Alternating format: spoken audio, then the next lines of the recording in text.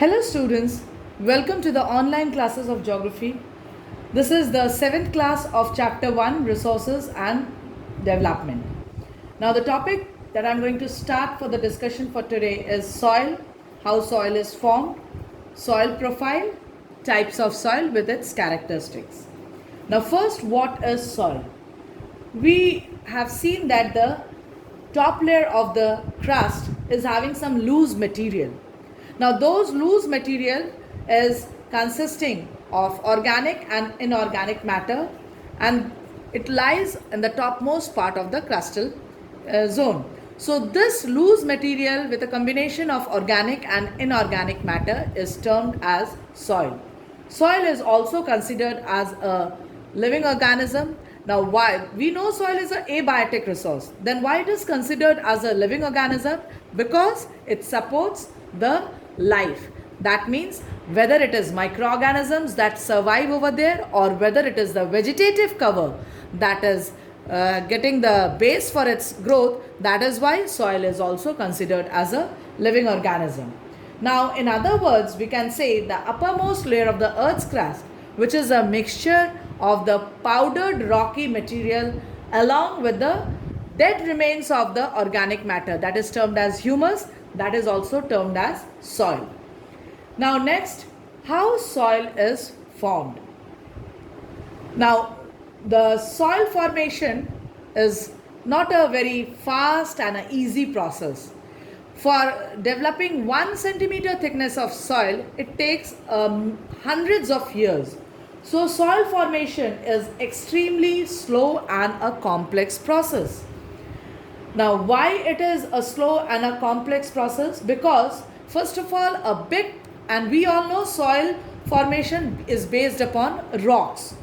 Now when a rock is being weathered out by various agents, first it breaks up into a bigger size, then gradually the particles changes into smaller sizes, and then it is being transformed by the erosional agents and they get accumulated in a certain places. In this way the soil is being formed. So it takes a huge process to break it up, and there are multiple processes activating in its formation, so it is complex process. So in this way the soil is that is the formation of the soil is a slow and complex process. Now what are the factors that affect soil formation? Now the factors that affect soil formation is, first of all, to keep the factors in our mind, we should keep one word in our mind, that is clorp. C-L-O-R-P-T, clorp. If you keep this word in your mind and then if you are breaking up all these, you will get the factors that affects the soil formation. Now first is Cl. What Cl indicates? It indicates climate. It is the climate that causes the weathering of the rock, which in turn supplies material for the soil formation. Now if there is a difference in the various climatic condition, the different time will be taken to weather out a rock, so the formation will vary. Now next, O. What does O indicate? O indicates organism. Organism means humus or the dead remains of the plants and animals that provide organic matter to the soil and adds to its fertility. Now if the organism or the humus content is more, then soil will be much more fertile, and it will also affect the color of the soil, and if there is lacking in humus, then the fertility will also vary and the color will also vary. Next, R. R indicates relief feature. Relief feature means the topography. How much it is having a gradient of the land, whether it is slopy region, whether it is a flat level land. If it is a slopy region, then soil will be unable to settle out over there and it will roll down in the foothills of the that is slopy areas. So the thickness of the soil will be less in the slopy region and the thickness of the soil will be more in the plain areas. So the plain areas will have much more good quality of the soil for the cultivation, and in the slopy area, due to the less thickness of the soil, due to the gradient, it is not best suited for agricultural activity. Now next, P indicates parent rock. the quality of the soil depends upon the original rock. Now, parent rock, we are having three types of rocks. First is igneous, and second sedimentary, third metamorphic. Now, metamorphic is not a basic rock. Why? Either it is transformed from igneous or it is transformed from sedimentary. So, the basic two rocks that gives origin to the type of the soil, either it is igneous or it is sedimentary. So, if the parent rock is igneous, then the soil structure will be very finer because it is formed of clay. The particles will be finer, means clay type, and if it is having a sedimentary, that means the grains will be comparatively larger, so it will be sandy or it will be loamy type of soil or porous soil. Now the last T indicates time. Time indicates the age of the soil. That means how much time has been taken to settle down the sediments in a particular place. If the more time is taken, that means the soil is matured, and if the less time is taken, that means the soil is immature. So the matured soil are more fertile than the immature soil. So these are the factors that influences the soil formation. Now, the soil profile. Now normally, what is a soil profile? A soil formation is not from the top. It comes from the base. It comes from the bottom. So when the soil is having a different layers termed as horizon, so when these distinct layers of the soil are there, it is termed as soil profile. Now what are the layers of the soil profile? Number one is the topsoil. This is the topmost or the uppermost layer of the soil. It is very rich in humus and minerals, and this is the layer which supports all types of plant and life, and it consists of all the three categories of the soil grains, that is coarser sand, medium silt, and the finer one clay. So this is topsoil.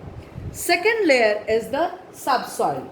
Now the subsoil just lies below the topsoil, and it supports moisture because the rainwater gets accumulated in this layer, and it also consists of weathered rocks of silt and clay and some nutrients, and roots of the plants can be able, or it's able to penetrate till this layer to gather the moisture. So these two layers are very much important for the support of vegetative cover. Now comes the third layer of the soil profile, that is substratum. Now substratum lies between subsoil and the parent bedrock, and here we are having weathered rocks, but these are not very smaller in size. These are not fine particles. They are comparatively big in size, and this is the weathered rocks. Now the fourth layer is the parent bedrock. It forms the bottommost, that is the last layer of the soil profile, and it consists of solid layer of unweathered rocks. Just see the diagram over here. This is the bedrock. You can see it is unweathered. Bit part of here is being influenced by the weathering agent, so we got the weathered rocks over here. Now obviously here we are having the finer particles compared to, and the most finest particle is present over there with this black layer of the humus. So this is considered as a soil profile or soil horizon.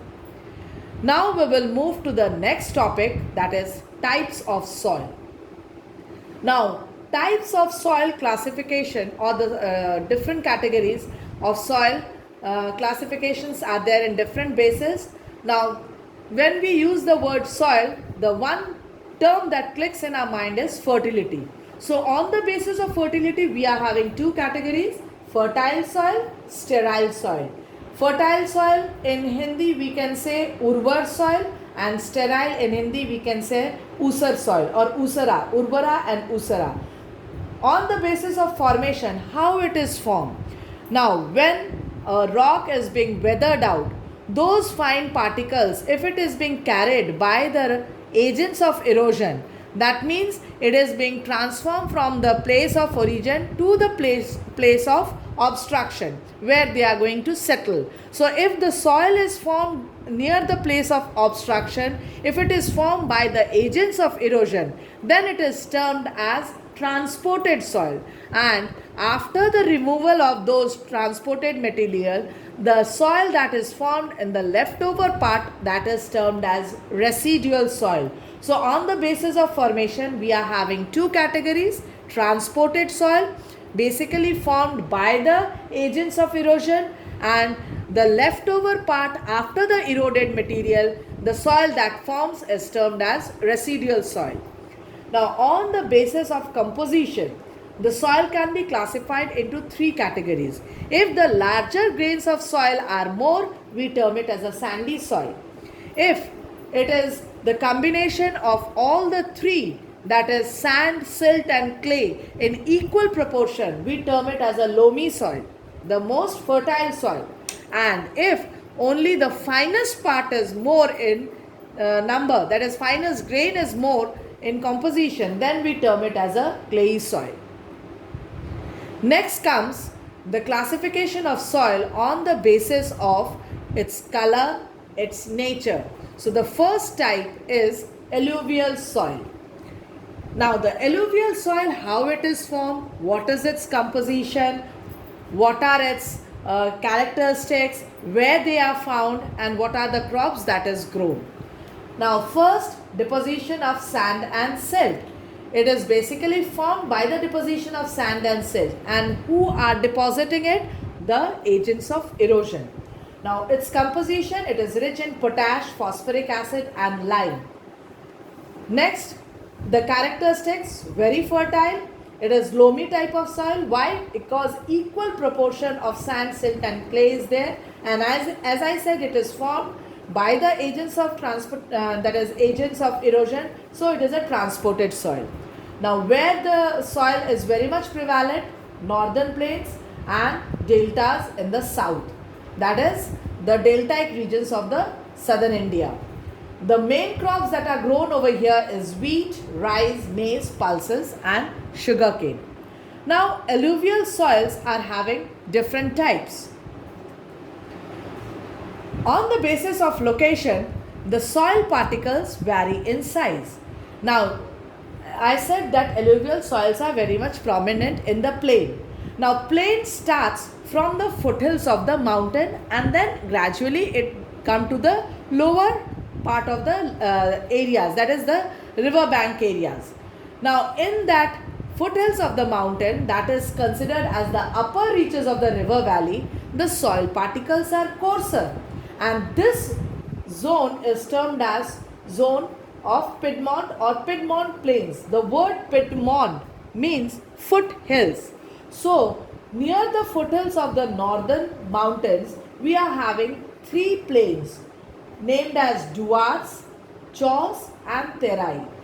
The northeastern part, that is the Jalpaiguri region of the West Bengal, or the northeastern Himalayan region, that is below that Arunachal Himalaya, we are having the Duars.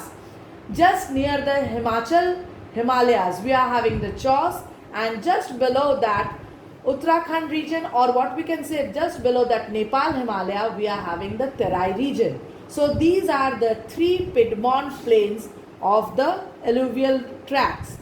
Now in the lower reaches, the soil particles are finer. Lower reaches means the bank of the river or the river valley region. Now another classification of alluvial soil is according to the age, whether it is older alluvium or whether it is new alluvium. So old alluvial is termed as Bangar, new alluvial is termed as Khadar.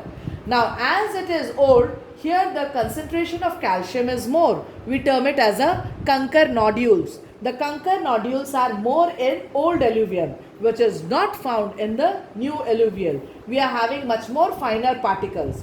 Old alluvial soils are not regularly renewed. Why? Because it is not closer to the river banks. It is bit far away from the river bank, and this is renewed regularly because it is just adjacent to the river bank. So it is comparatively more fertile than the Bangar region. So this is also a good type of soil, but the most fertile category of the alluvial soil is the khadar or the new alluvium.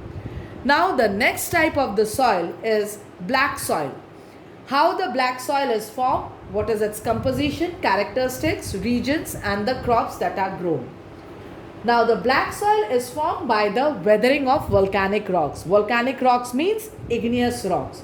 Now when the igneous rocks are weathered out, we know the characteristics of igneous rocks, that they are very compact because it is formed due to the accumulation of the lava. So when it is being weathered out, the grains are very much finer. We are not having any sort of gap in between the grains.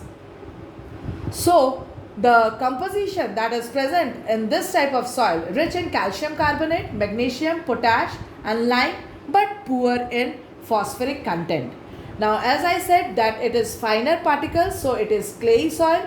It is residual soil. After the eroded, that is the weathering part, the particles which are eroded and the left out that is present over there, it is the residual type of the soil. And as it is finer particles, if we pour out, now just giving an example, when the potteries are being made by the when the potteries are made, if we pour out water in that clay substance, what happens to it? The water will quickly get absorbed in that clay. Why? Because the gaps are less. So, and it will stay sticky for a longer duration of the period. So it is more moisture retentive capacity. So what is the conclusion? When there is and when it becomes sticky, then if the soil becomes sticky, it will become very difficult for the soil to cultivate if we pour out more water. So the ideal time for cultivating the black soil is basically when there is less monsoonal period or pre-monsoon showers at that time, and it is also having self-ploughing capacity. Self-ploughing capacity means that when the high rate of evaporation takes place, after there is no such rainfall period, the temperature is high, it starts evaporating, so resultant it develops crack, and because it is finer in particles, when it develops crack, the circulation of oxygen is very nicely taking place due to the development of cracks. This is termed as aeration of black soil or aeration of the soil, which is present in this type of soil because of its characteristics, that is clay type of soil, and it is also having this characteristics is considered as a self-ploughing characteristic. Now the region that is found, that is the black soil is found is the Deccan Plateau, parts of Gujarat, Madhya Pradesh and Maharashtra, where the plateau zone is there, and the crops that is grown is cotton and sugarcane. Now this black soil is also termed as black cotton soil because of the prominence of the cotton, and the another name given to the black soil is the regur soil, R-E-G-U-R, regur soil. Why? Because the meaning of the word regur means deep black, jet black. As the color of the soil is extremely black, that is why it is also termed as regur soil. Now the next type of the soil is red soil, and it is also termed as yellow soil, red and yellow soil. Now what is the formation? Again it is formed by the weathering of crystalline igneous rocks. Now when it is formed by the crystalline igneous rock like that of black soil, then why the color is red or why it becomes yellow? Because this is also a residual type of the soil. After the erosion part, the soil that is left out, here the iron content of the soil is more, that means due to the diffusion of the iron content, the soil becomes red. So rich in iron oxide but poor in nitrogen and lime. It is a residual found in the regions of low rainfall and moderate temperature, and reddish color is due to the diffusion of iron oxide. Now, as it is found in the areas of low rainfall, if any way the soil absorbs more moisture, then what will be the resultant? The iron that is present within the soil will get rusted, and when it will get rusted, it will change the color of the soil. This is termed as hydrated form of the red soil, and at that time the soil from red it turns to yellowish tinge, so it is also termed as yellow soil. Now regions of the red and yellow soil: Kerala, Tamil Nadu, means the parts of Kerala, Tamil Nadu, Karnataka, Andhra Pradesh, Telangana, Odisha, Jharkhand, Chhattisgarh, and parts of northeastern state. When we are going to plot the map, you will get the exact location of all these soil types. Next comes the crops that is grown: the oilseeds and the millets, because these are basically drought resistant crops, and as these are the areas of low rainfall, so the best crops that is suited over here is oilseeds and millets. The next category of the soil is laterite soil. Now, the word laterite has been derived from the word later. The word later means brick. Now, it doesn't mean that the laterite soil is having its basic or the parent bedrock, that is brick. Rather, the laterite soil is used to make the bricks. Now, why it is so? Why it is helpful to make the bricks? Because it is not at all a fertile soil. That is why the soil type is basically used to make the bricks. Now, formation leaching process. Now, what is leaching process? In the areas of heavy rainfall and where there is comparatively rugged surface or a high elevated areas, due to slope, continuous surface runoff, desilicate, that means wash out the top layer of the soil. It is termed as desilication of the soil. That means the silica part is continuously washed out. When the top layer of the soil due to elevation is washed out, and the soil that is formed after that washing of the top layer of the soil, that process is termed as leaching process. Now, when the top layer of the soil, the humus content will not be there, the important nutrients washed out. So, what is the composition that the soil is left out with? The iron oxide, aluminium, manganese, and poor in silica. Now, when it is iron oxide, that means this soil is also red in color. It is found in the regions of high rainfall and high temperature. High rainfall removes the top layer of the soil, and high temperature does not allow the microorganisms to survive over there. So what is the resultant? Not fertile, as organic part is removed due to heavy rainfall and due to high temperature. Now next, regions: heavy rainfall areas of eastern and the western Ghats and the parts of northeast India. Now the crops grown, here it's mentioned pastures and the shrubs. The soil can be cultivated with the proper irrigation methods and the proper fertilizer. Basically, some drought resistant crops can be cultivated with proper treatment. So, but normally the crops that are grown over here, it's a pasture grounds and shrub, and the soil is mainly meant for making of bricks. The next category of the soil is the mountain soil. Now, the mountain soil, we are having the mountain tracts in the northern in the northern borders of our country. We are having mountainous tract in the northwestern part, that is the Aravali region is there. Even in the southern part of our country, we are having the mountain. So, due to the climatic condition, the variation of colors are there. Somewhere it is brown, somewhere it is that is blackish in tinge, somewhere it is due to the snow covered, it is comparatively having bit whitish structure. So the variation of the colors is there due to the variation in the climatic condition. Now how it is formed? It is basically formed by the deposition of the organic matter. Composition: rich in humus because it is having organic matter, acidic and poor in lime, phosphorus and potash. Now its characters: as it is hilly area, so in the higher reaches of the mountain the particles will be coarser, and in the lower gradients the particles will be finer. So what is the characteristics of the soil? Heterogeneous in nature. That means not uniform throughout the area. Somewhere it is coarser, somewhere it is finer. Now the regions: the Himalayan region and the Ghat regions. And the crops that are grown: fruits, that is the plantation crops, tea, coffee, spices and some seasonal vegetables is there by using the step farming techniques. The last category of the soil is the arid soil. Now by the name it is clear, arid soil means it is found in the areas of arid climatic condition, that is the desert areas. How it is formed? It is formed by the mechanical weathering of the rocks. Now what is this mechanical weathering?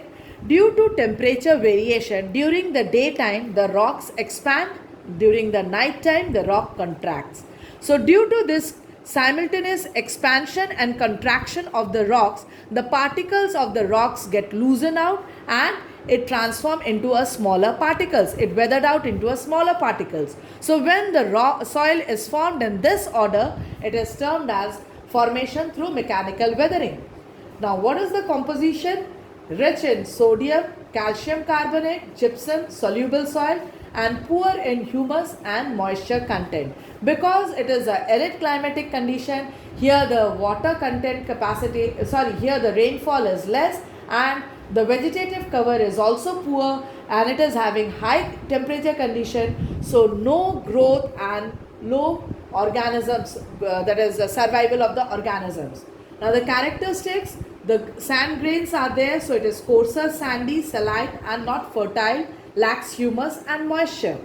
Now the regions where the soil is found, Rajasthan, Gujarat and the leeward side of the Western Ghat. Hopefully you remember that the windward side where the excessive rainfall is there the soil formed is but through the leaching process, that is the lateritic soil is found, and the leeward soil where it is deficient in the rainfall, we are having the arid soil.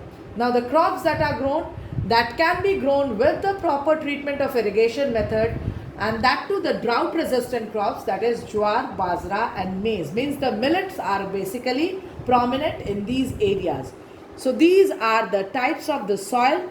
Just see the picture: black soil, lateritic soil, red soil, this is arid soil, alluvial soil and mountain soil. I am just pointing it out on this map. The northern fringes are having the mountain soil. Just below the northern mountains we are having the stretch of northern plains. Even the coastal areas, the eastern coastal plain and the western coastal plain are also having a concentration of the alluvial soil. Next, this black patch which is there in Gujarat and this part, this is the black soil region. The northwestern part of Rajasthan we are having the desert soil, and these two fringes, that is the Western Ghat, this part, and these small dark brown structures that is scattered out over here indicates the laterite soil, and the entire southern part having the pink tinge, and even the northeastern part of our country where the pink tinge is there, that indicates the red soil areas. So this is the distribution of the soil types in our country. Now if you are having any doubts in the topic that I discussed today, just mention them in the comment section, and thank you for following my class.